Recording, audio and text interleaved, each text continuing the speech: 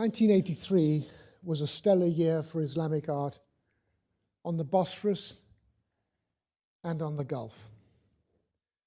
1983 saw a panoply of exhibitions in Istanbul under the rubric Anatolian Civilizations. And in the autumn of that year, Poland, Austria, and Germany held a huge number of exhibitions relating to the siege of Vienna in particular, and European relations with the Ottomans in general. But the year began with the most remarkable event. That was the opening of the National Museum of Kuwait and, of course, the unveiling of the al-Sabah collection. And it's that revelatory moment that we celebrate now. I mention the other events for two reasons. First, the exhibitions in Turkey were almost entirely drawn from public collections. I remember sitting with my great friend in Salugel on a low wall just outside Ayasofya Jami, talking about how the exhibitions had actually created a surge of interest in the Ottoman period and a surge in collecting. There were, of course, pioneers in Turkey, and the Sadberk Hanım Museum had actually opened in 1980. But its scope was really Anatolian and Ottoman.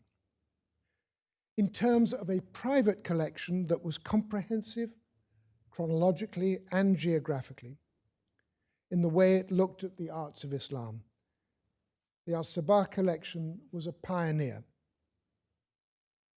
not just in the Middle East, but anywhere. The second reason for mentioning the other events was to remind you of the turmoil in other parts of the world. I think some of us here can remember the exhibitions and conferences in Poland when there was literally nothing in the shops. I remember one shop opposite the hotel where the only thing they sold were brown carrots. And they weren't heritage carrots. So our Turkish colleagues came en masse in several coaches, accompanied by chefs. The hold of one of the coaches was full of edibles: aubergines, tomatoes, peppers, sumac, you name it. Everything you could not get in Poland at the time. Everything that allowed the Turks to host wonderful banquets. Believe me, there was no such shortage in Kuwait. For Kuwait, at the opening of this exhibition, seemed a world oblivious of the chaos elsewhere. Though sadly, that was to be shattered a decade later with the invasion of Kuwait. So let me begin with my memories of that Kuwait journey. On the 22nd of February, arriving at Heathrow and finding a whole host of colleagues and friends from the world of Islamic art in the UK. They kept coming, as if drawn by a Pied Piper. I remember the sense of excitement. This was no ordinary museum opening. What munificence that so many people were invited. And the first evening we were all invited to a banquet in one of the 5 buildings of the Kuwait National Museum.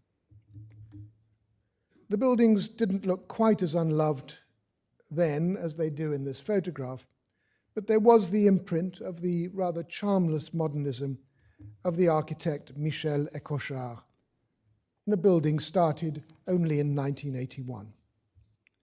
But next morning we gathered for the opening and we waited for some time in the courtyard as young ladies brought round dates and incense. Now, I remember the wait was rather long as we needed the dignitaries to make their tour. But for me, the time passed quickly as I recall falling into deep conversation with our next speaker, Suren Melikian. Sadly, though, Suren, I can't remember a word of what we talked about, just that it was intense and fraternal. And then we entered. And I'm sure I speak here for everyone. We were astounded. This was a huge display over many rooms of some 1,000 objects. It aimed at covering every period, every place. But at no point was the desire for inclusion allowed to compromise quality. Now, Sheikh Nasser only began collecting, I'm told, in 1973. Perhaps his first purchase wasn't that auspicious. His first acquisition, so Katie tells me, was an Iranian figurative carpet depicting Cyrus the Great. And Jassim Homezi kindly took him aside and said, "Let me show you what a real carpet looks like." But after that, Sheikh Nasser never looked back. Now, the remarkable thing here is that Sheikh Nasser was only asked to contribute to the National Museum in June of 1982, leaving a mere 8 months to do everything, including a catalogue. Yet nothing betrayed the haste. Of course, Sheikh Nasser had a battalion up all night, including Katie, polishing the cases, and there were the odd glitches. The alarms in the cases had been placed on such a sensitive setting that when the Emir was given his royal tour, the alarm in every case was set off by the plentiful gold on his robes and his person. It was an unintended chorus of alarms. Now, going into the galleries, I was immediately struck by the structure, the arrangement of the rooms. They recalled the Met Galleries that had opened in 1971, where Richard Ettinghausen had in turn been influenced by the structure of the galleries in Berlin. They were early centuries, quite dense in display of cases and objects. I'm sorry that I only have a few slides.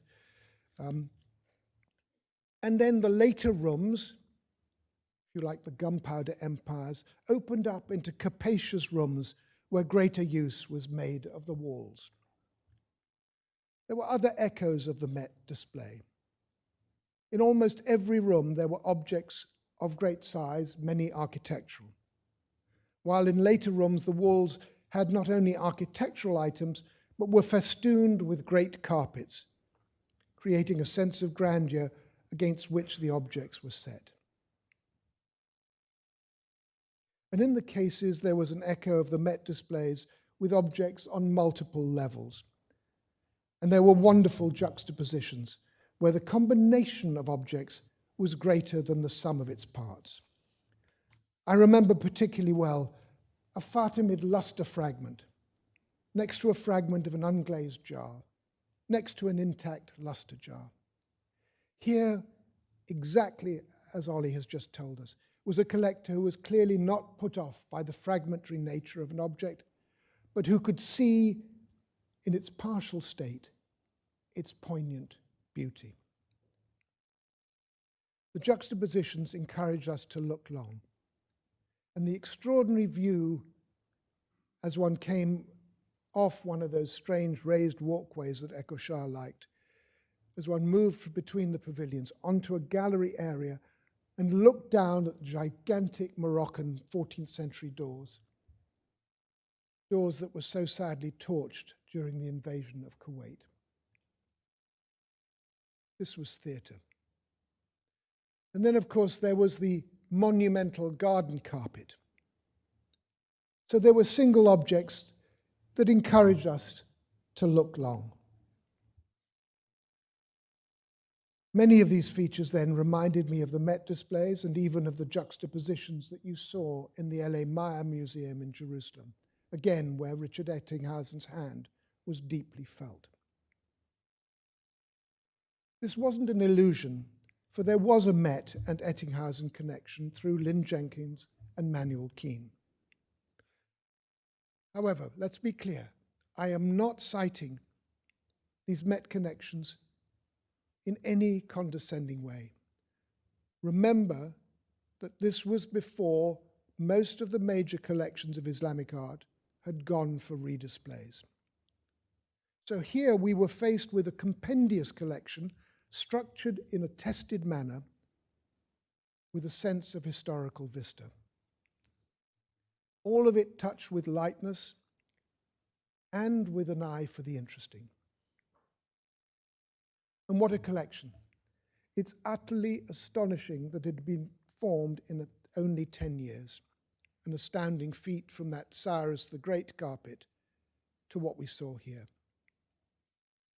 And as we went round, there was a sense, as one viewed masterpiece after masterpiece, of seeing some familiar friends, even if one didn't always recall where you knew them from.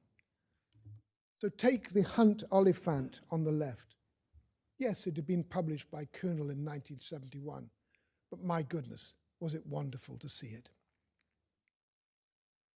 Now, many objects like this Oliphant were acquired singly, but Sheikh Nasser negotiated a major coup.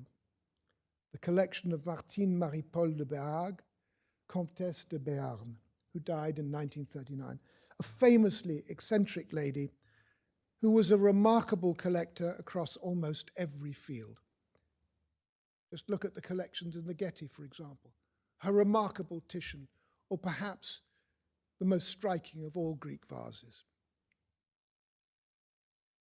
So we saw here objects maybe familiar to you from Gaston Migeon's Manuel d'Art Musulman, the rock crystal chess pieces, or the Spanish ivories.